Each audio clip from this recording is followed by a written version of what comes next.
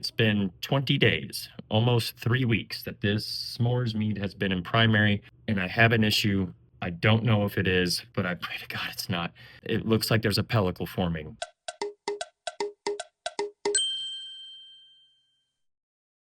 We're getting ready to do a reading on it to see where it's at, and hopefully, can't tell by all the stuff I got here, it might be time to start the second part of our S'mores Mead, which would be adding the chocolate. So let's go ahead and crack this bad boy open and get a reading on it to see where we're sitting every time. Okay. It smells like mead.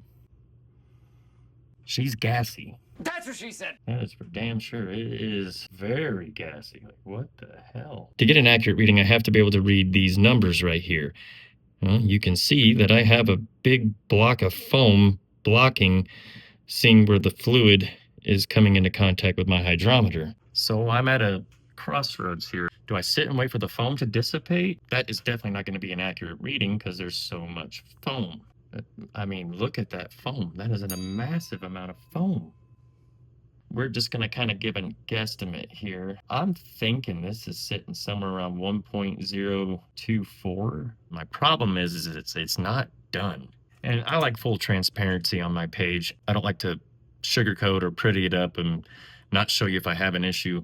I have an issue here. I have a layer of, I don't know if I'd call it film. It's not, but it looks to be the start of a pellicle infection. I had one previously on my elderberry. It's not fully done. It has about 26 to 24 more points of gravity to burn through before I would be comfortable calling it done. I don't know the full ABV yet because I need to use my calculator that's on my phone, but it's not done. And seeing the signs that I have in there, I don't know if I want to leave it there because a pellicle infection is not the end of the world, but it can cause sour off flavors. I've been a home brewer for 4 years, and I've just recently started having what I think are pellicle infections. I need to fully sterilize, not just sanitize. I need to sterilize all of this equipment. My thinking is I'm going to rack off a primary, and I'm going to hit it with sodium metabisulfite and potassium sorbate. I could pasteurize it. No! Here's what we're going to do. We're going to pasteurize tonight. No! God, please, no! Let it cool overnight, and then tomorrow I'm going to add the Creo brew. So rack this into my 1 gallon wide mouth. No! Take it upstairs into my sous vide and pasteurize to kill off any microbes in there. Plus, that will also halt fermentation. That, and then it will make it to where I don't need to use so much meadow foam honey to back sweeten it. If this is a failure with the pellicle infection, I hope to God it's not. But if it is, for the next batch of my S'mores Mead, I've come up with a better idea of primary fermentation, just using regular honey, a cheaper option to ferment, and then back sweeten with the meadow foam honey, like I've seen so many people saying they do when they make a meadow foam mead or something along the lines of like a s'mores, just with this flavored honey. Primary fermentation, go dry. So then if I do have something like this happen, it's not the end of the world and I'm not wasting $50 worth of honey.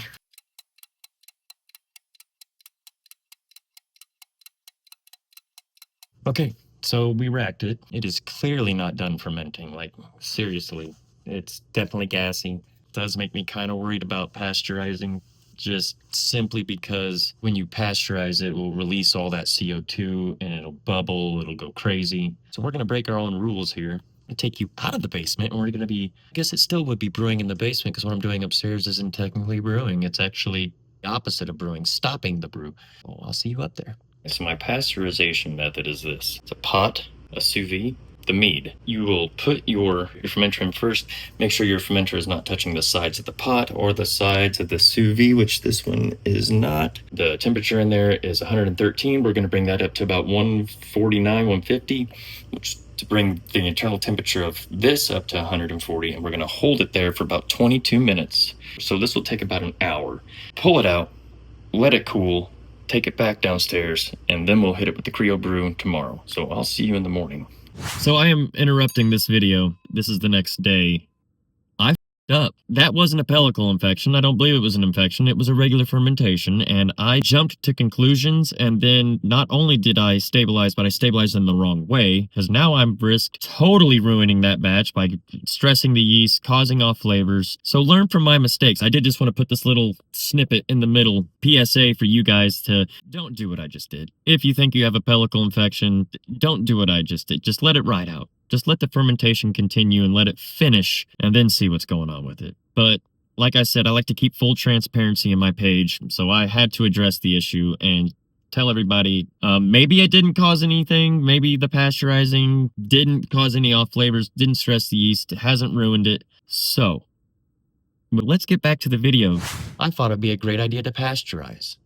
I don't know why. I can't tell you.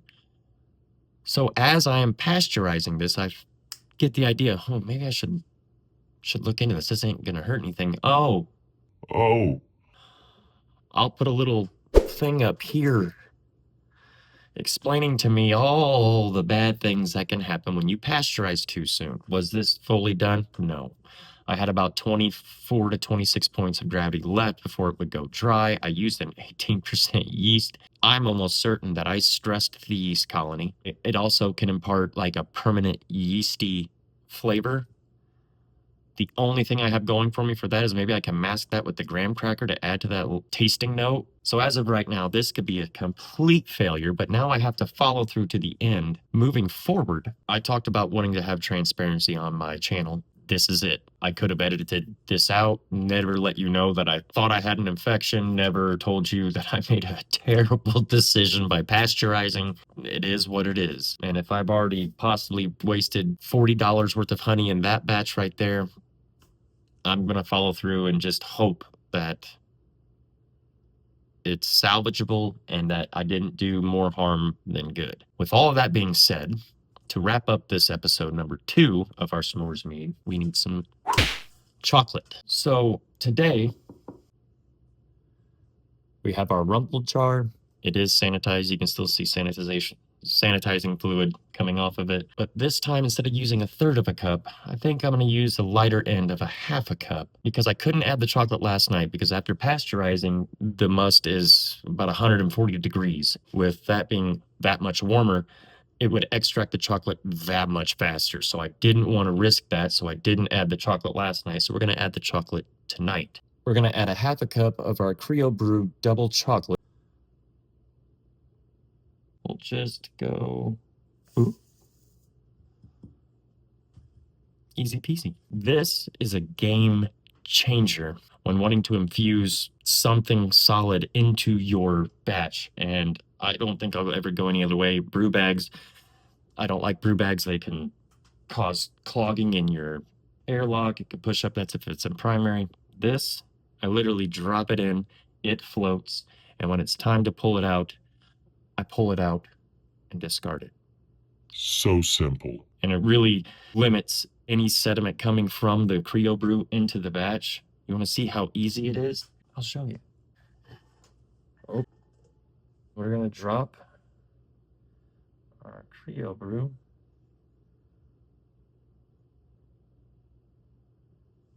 You can't see it, but it is literally floating right on top. And when I need to pull it, I just grab and pull it out. So now we just close the jar back up. I want to take a note of when I added the Creo brew because I mean in day-to-day life you can forget, so it's got to take notes. Always take notes. So now what's going to happen? Well, firstly I'm going to cross my fingers that this is not a waste. So now we're going to let this sit for about a week.